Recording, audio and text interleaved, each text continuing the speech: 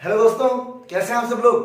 स्वागत करता हूं आप सभी का वर्ल्ड ऑफ इकोनॉमिक्स चैनल में। और पेश करते हैं आज की हमारी वीडियो क्लास 11th के लिए वीडियो नंबर 6 माइक्रो इकोनॉमिक्स। जी हाँ, क्लास 11th की वीडियो नंबर 6।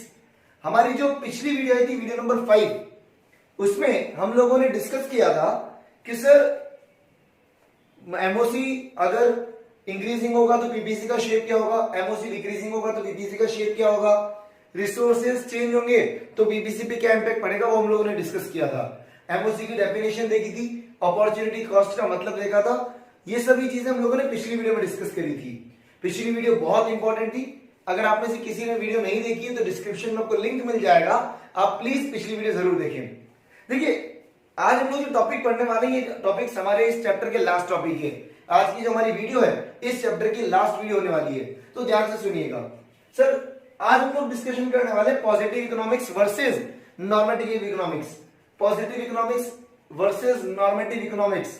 देखिए, जनरली एग्जाम्स में ये टॉपिक पूछा जाता है कि जब आपके स्कूल में एग्जाम्स होंगे तो हो सकता है unit test, quarterly, half yearly, yearly, कभी भी ये टॉपिक पूछा जा सकता है। इसमें से डिफरेंस आ सकता है 3 या 4 मार्क्स में।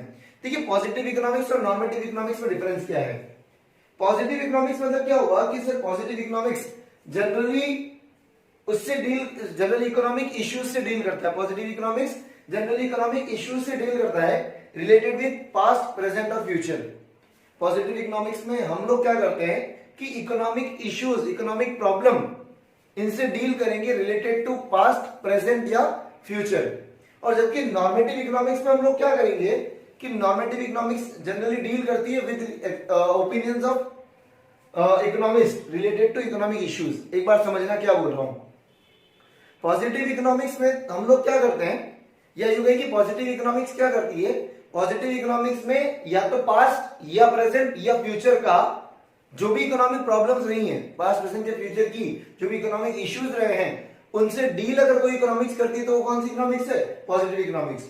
और अगर हम बात करें सजेशंस की, ओपिनियंस की, इकोनॉमिस्ट अपना ओपिनियन देते हैं कि सर मान लीजिए बात करें इकोनॉमिक प्रॉब्लम है, मान लीजिए पॉवर्टी की कोई प्रॉब्लम है, अनएम्प्लॉयमेंट एक प्रॉब्लम है, तो इनसे रिलेटेड स्टडी करना तो पॉजिटिव इकोनॉमिक्स।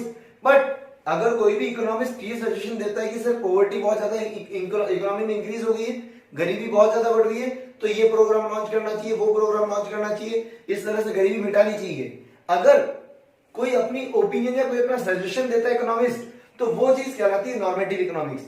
यहां पर हम लोग economic issues related to past, present और फ्यूचर करते हैं, और यहां पर हम लोग ओपिनियंस की बात करते हैं, इकोनॉमिस्ट के ओपिनियन क्या होंगे। ठीक है, next, these are those statements which tell us about what is, what was and what would be. Positive economics में हम लोगों को वो सारे स्टेटमेंट मिलते हैं जिससे हमें ये पता चलता है कि अभी क्या हो रहा है इकोनॉमी में, क्या था इकोनॉमी के अंदर, और इकोनॉमी के अंदर क्या क्या चेंजेस आने वाले हैं, what is, what was and what would B. जबकि नॉर्मेटिव इकोनॉमिक्स हम ऐसे स्टेटमेंट्स हैं जिनसे ये पता लगता है कि क्या होना चाहिए, व्हाट ऑट टू बी। देखिए, ये तो वो बता रही है, एकदम फैक्ट बता रहे हैं कि क्या है, क्या था और क्या होना चाहिए। जैसे मैं बोलूं कि इंडिया को इंडिपेंडेंस मिली थी 1947 में, उस टाइम पे अगर बात करें कि सर इंडिया पाकिस्तान पार्टीशन वगैरह हुआ था, उस टाइम पे हमारी इकोनॉमी की रेट, जीडीपी इतनी थी, ये इतना था, वो इतना था, लाइफ स्टॉक इतना था हमारे पास में, उस टाइम पे हमारी इकोनॉमी की हालत ऐसी थी। ये सब चीजें जो हम लोग पढ़ेंगे वो पॉजिटिव इकोनॉमिक्स में। नॉर्मेटिव इकोनॉमिक्स हम लोगों को क्या बताएगा कि इकोनॉमी में होना क्या चाहिए या क्या चीज होनी चाहिए, what ought to be. Normative economics में जो भी स्टेटमेंट होंगे वो कोई फैक्ट फिगर नहीं बता रहे हैं, वो ये बता रहे हैं, अपना सजेशन दे रहे हैं कि सर ऐसा होना चाहिए इकोनॉमी में। सजेशन दे रहे हैं कि सर इकोनॉमी के अंदर इंफ्रास्ट्रक्चर बढ़ना चाहिए, इकोनॉमी के अंदर एनर्जी जो कंजम्पशन है वो कम होना चाहिए, इकोनॉमी के अंदर सोलर पावर यूज होनी चाहिए, इकोनॉमी के अंदर गवर्नमेंट बजट को अच्छे से पेश करना चाहिए, गवर्नमेंट बजट में यही चेंजेस होने चाहिए। तो बात आ रही कि यहाँ पे हम लोग बात करें कि फैक्ट और फिगर से, what is, what was and what would B. यहाँ पे व्हाट ऑट टू बी, क्या होना चाहिए। आई बात समझ में। Next, these do not provide suggestions. Positive economics में कभी सजेशन नहीं मिलेंगे। पॉजिटिव इकोनॉमिक्स फैक्ट और फिगर्स पे बात करके कभी सजेशन नहीं होंगे, और दीज प्रोवाइड सजेशन, और ये इकोनॉमिक्स सजेशंस प्रोवाइड करती है। ठीक है, next, facts and figures are verifiable for truth. मैं आपसे कह दूं कि सर जिस टाइम पे ब्रिटिशर्स इंडिया में थे उस टाइम पे इंडिया की हालत बहुत खराब थी। हमारे इंडिया का जो भी प्रोडक्शन था, हमारे इंडिया के अंदर जितना भी प्रोडक्शन हुआ था, प्रोडक्शन काफी कम हो गया। हम लोग फिनिश गुड्स नहीं बना रहे थे। तो मैं आपसे जो भी बात कर रहा हूं ये सभी फैक्ट और फिगर्स है जिनको आप लोग वेरीफाई कर सकते हो। आप जान सकते हो कि सर मैंने जो बोला वो सच है या नहीं, उससे वेरीफाई कर सकते हो। और यहाँ पे कोई factor figure facts and figures की बात ही नहीं कर रहे। मैं तो ये बोल रहा हूँ कि इकोनॉमी में ऐसा होना चाहिए, गवर्नमेंट को इंफ्रास्ट्रक्चर बिल्डअप करना चाहिए, गवर्नमेंट को रूरल डेवलपमेंट प्रोग्राम्स लेके आने चाहिए, गवर्नमेंट को अनएम्प्लॉयमेंट खत्म करने के लिए कुछ स्टेप्स लेने चाहिए, गवर्नमेंट को महानरेगा जैसे कोई और प्रोग्राम भी स्टार्ट करवाने चाहिए। तो यहाँ पे मैं कोई फैक्टर फिगर नहीं बता रहा हूँ, तो यहाँ पे फैक्टर फिगर्स होते नहीं तो वेरीफाइबल भी नहीं होंगे। आई बात समझ में? यहाँ पे सजेशंस होते हैं, ओपिनियंस होती है, और यहाँ पे हम लोग बोलते हैं क्या होना चाहिए। यहाँ पे फैक्ट फिगर्स होते हैं, कोई सजेशन नहीं होगा। यहाँ पे हम लोग डिस्कस करते हैं economic problem related to past, present और फ्यूचर। आई बात समझ में? एक बार फटाफट से नोट डाउन करिए। हम लोग आगे कुछ इंपॉर्टेंट जो क्वेश्चंस है जो जनरली पीपीसी से रिलेटेड पूछे जाते हैं उन पर डिस्कशन करेंगे। एक बार फास्ट से नोट डाउन करिए, फास्ट।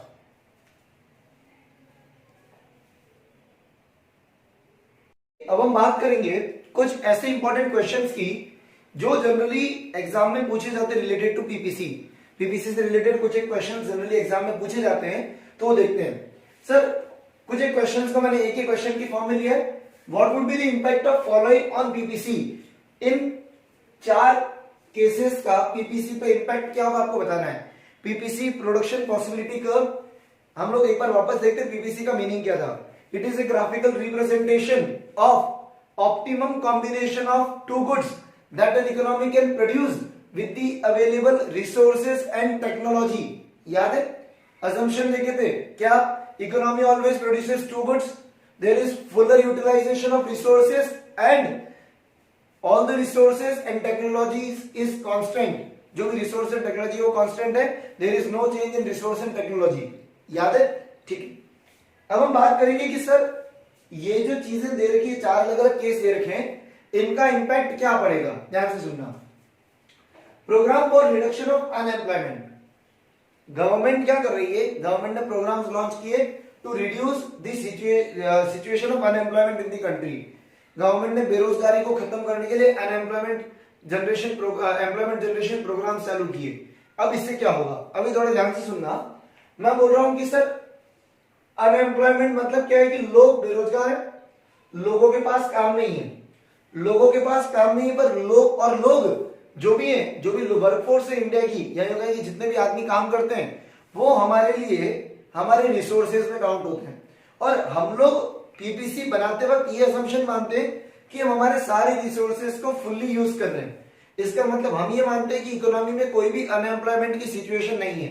बट मैंने आपको एक चीज बोली थी कि ये जो कर्व बना है ये इस असम्पशन पे बना है कि हम लोग सारे रिसोर्सेज को फुल्ली यूज कर रहे हैं, और कोई भी इकोनॉमी इस लेवल पे काम नहीं करती। हमेशा इकोनॉमी पीपीसी के अंदर काम करेगी। मानते सर इस लेवल पे काम कर रही है, कोई भी इकोनॉमी पीपीसी पे काम नहीं कर सकती। हर इकोनॉमी पीपीसी के अंदर काम करेगी। अब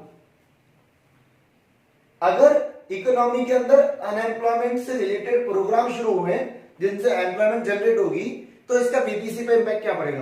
देखिए एम्प्लॉयमेंट जनरेट हो रही है, मेरे रिसोर्सेज जो है उनको और अच्छे से यूज किया जाएगा। रिसोर्सेज बढ़ नहीं रहे, मेरी पॉपुलेशन नहीं बढ़ रही है, मेरे जो हमारे जो रिसोर्सेज है या रिसोर्सेज टेक्नोलॉजी चेंज नहीं हो रहे, हमारे रिसोर्सेज सिर्फ केवल यूं कहें कि बेटर यूटिलाइज हो पाएंगे। तो होगा क्या? हम लोग अभी जिस पोजीशन पे हैं, मान लीजिए हम यहां पर हैं, हमने पहले ये माना हुआ है कि सारे रिसोर्सेज फुल्ली यूज हो रहे हैं, एक भी आदमी अनएम्प्लॉयड नहीं है। अनएम्प्लॉयड नहीं होगा तो ये बनेगा कर्व। बट हम लोग तो सर अभी इस पोजीशन पे हैं। अगर हम लोगों ने एम्प्लॉयमेंट जनरेशन प्रोग्राम शुरू किए तो हम लोग इस जगह से आगे शिफ्ट करेंगे टुवर्ड्स पीपीसी। आई बात समझ में? पीपीसी चेंज नहीं होगा, we will move towards PPC. यहां लिख दीजिएगा economy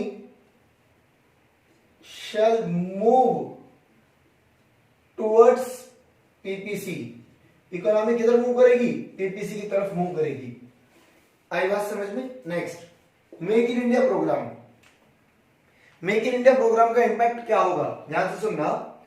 make in India programme मतलब क्या होगा कि गवर्नमेंट अपील कर रही है फॉरेनर्स को, फॉरेन इन्वेस्टर्स को कि सर आप इंडिया में आइए, आप इंडिया में प्रोडक्शन करिए, आप इंडिया में जो भी गुड्स एंड सर्विसेज है वो आप इंडिया में बनाइए। अब जब इंडिया में सामान बनेगा तो होगा क्या, इंडिया के अंदर फॉरेन से पैसा आएगा, इंडिया के अंदर फॉरेन से टेक्नोलॉजी आएगी, इंडिया के अंदर फॉरेन से रिसोर्सेज आएंगे। अब बाहर से जब रिसोर्सेज इंडिया में आ रहे हैं तो इंडिया के एग्जिस्टिंग रिसोर्सेज में क्या हो रहा है, इजाफा हो रहा है, इंक्रीमेंट हो रहा है। हमारे पास जो रिसोर्सेज थे इकोनॉमी में वो बढ़ गए। मैं वर्ल्ड की बात नहीं कर रहा हूं, इंडिया की बात कर रहा हूं। इंडिया में जो रिसोर्सेज पहले इतने से थे, अब लोगों ने पैसा लगाया, लोगों ने टेक्नोलॉजी लगाई, लोगों ने वर्कफोर्स लगाई, तो इंडिया में रिसोर्सेज बढ़ गए। और जैसे ही रिसोर्सेज चेंज हुए, ध्यान से सुनना, जैसे ही रिसोर्सेज चेंज होंगे, हमारा ये पीपीसी का कर था से पहले, रिसोर्सेज चेंज होंगे तो हम लोग बोलेंगे कि हमारा जो पीपीसी का कर्व है वो मूव करेगा राइटवर्ड, पीपीसी शिफ्ट हो जाएगा। आई बात समझ में, क्योंकि रिसोर्सेज बढ़ गए।